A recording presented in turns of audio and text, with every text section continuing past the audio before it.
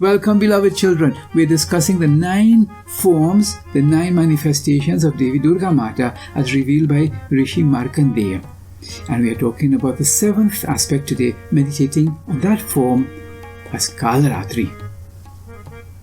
In our last message, we saw that just as you may have many myriad bulbs of different shapes and sizes, but there is one electricity giving beauty and light to all of them, so too there is one Shakti, one energy, who manifests in so many beautiful forms.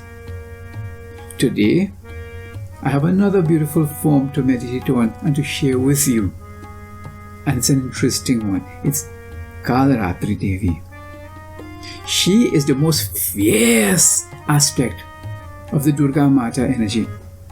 She assumed this dark, ferocious form to destroy 2 powerful demons, Shum and Nishum, the demons of duality. You see, how did she get the name? Kal means time or the darkness of night. Ratri is night. Kal also means not just time but death. So only that supreme energy can manipulate time. Only that supreme energy can assume this ferocious form to destroy all the demons on the dark side, invincible though they may have seemed. She's dark like night, representing man cannot understand or know that mystery. She is known, that darkness is known only to God, only to herself. Her hair is black and profuse and disheveled. It represents this mysterious, puzzling universe, baffling universe. And there's a necklace around her neck. The dark body is this unknown dark universe. This necklace represents the star-studded skies and different suns everywhere. To behold this form, beloved children, this perplexing form, you will have to excuse your non-Hindu friends who, when first they see this picture, their eyebrows are raised and they may take 2 steps backwards, because it is indeed an awesome form. But if you understand, then you will be able to stand. For example, a Swamiji many decades ago came to the Western world and was invited to talk about God, specifically this form. Well, I'll tell you, in this part of the world where he went, people were not familiar with Devi.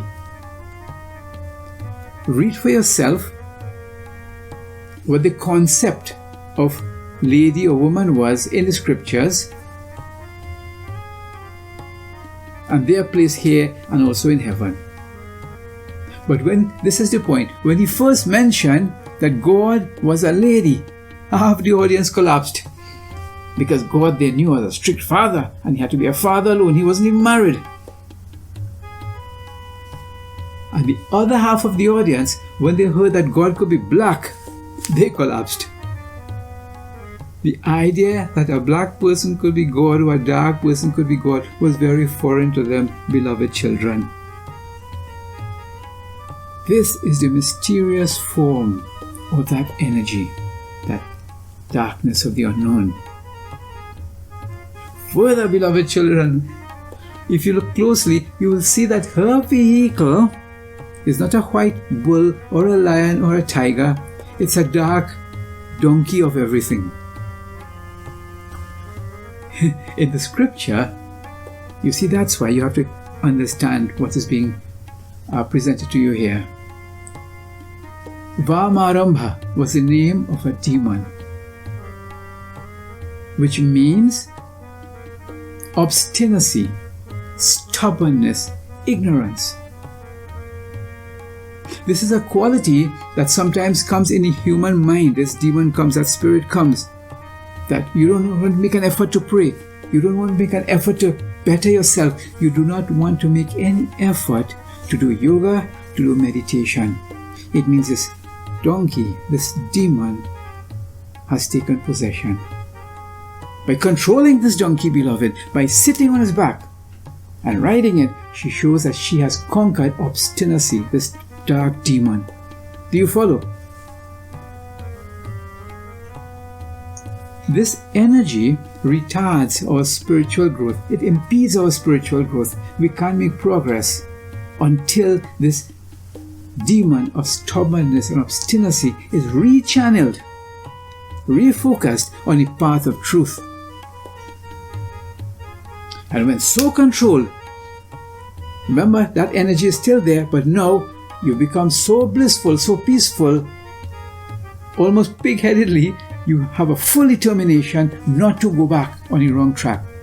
So you tell your friends, no thank you, I've joined AA, I prefer to drink water. Or as we say here, water. You don't go back to your bad habits. That energy has been rechanneled. To understand this is to understand what she's trying to teach you here. Now, children, watch carefully. You'll see her heel is pulled up into the groin area. Very important. In yoga, this represents self-control. Control of the lower fleshly desires, concupiscence of the flesh. It shows that control without which realization of truth is an impossibility. Further, if you look in her hand, it's not a regular sword, it's a scimitar, like a crooked sword. So is she a violent Devi? No, beloved children, let's talk about that. As you know, yes, this is the sword to destroy doubt and to protect the devotee and to destroy ignorance. But watch carefully, you'll see a seeing eye on this scimitar. It's telling you, see yourself, examine yourself, conquer yourself before you try to conquer someone else. You know, sometimes we're very educated, but really we are certificated, not educated. We are sharp, but who will you cut down? Our own loved ones. We don't know who is enemy and who is friend. That seeing eye asks you to apply that intellectual wisdom properly. So no, Devi Mata is not on a rampage. She is not running amok, as is interpreted by some people. How do you know that? Watch again, you'll see a peaceful, calm smile on her face. It means she is in control. She didn't lose it. She has her cool. She's keeping her cool, her composure. In the battlefield of life, she's telling you, be cool, calm, and collected. Cool, calm, and corrected. Keep your composure in the battlefield. Don't lose your cool. Otherwise, beloved, that same intelligence you have, that same knowledge you have, yes, you'll be running amok and hurting the very people whom you're supposed to love and protect. Now, this Devi, what offerings are made to her? Sugar, blocks of sugar, like the jaggery. You see, in Sanatana Dharma, we recognize there are three ways of worship. That's all right. There's the sattvic way, the rajasic way, and the tamasic way.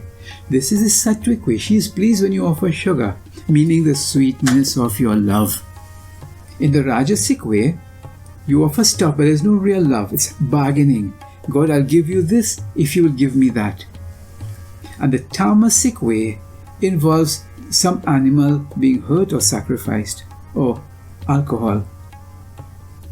Three ways of worship, but remember, love brings love. This is karma. Peace brings peace.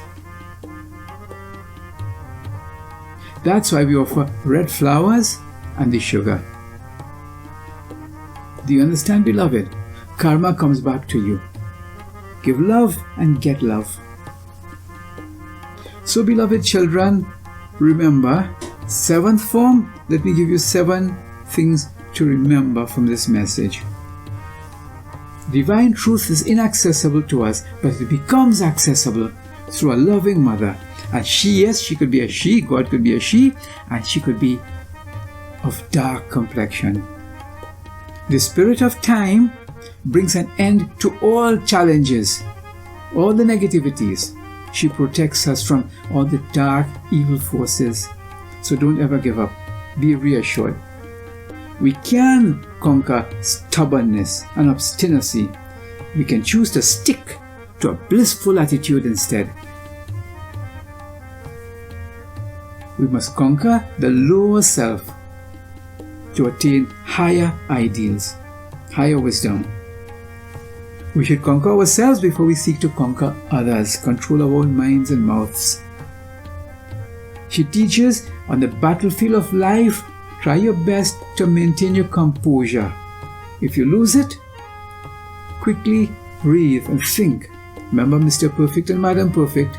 It's about bouncing right back up and reminding yourself that that divine energy is within us. Remember to offer love, and you will be blessed with love. Beloved children, I thank you again for your company. Until the next time, when we'll talk about the next form of Devi and do that meditation. Bolo KalaratriMata ki jai. Om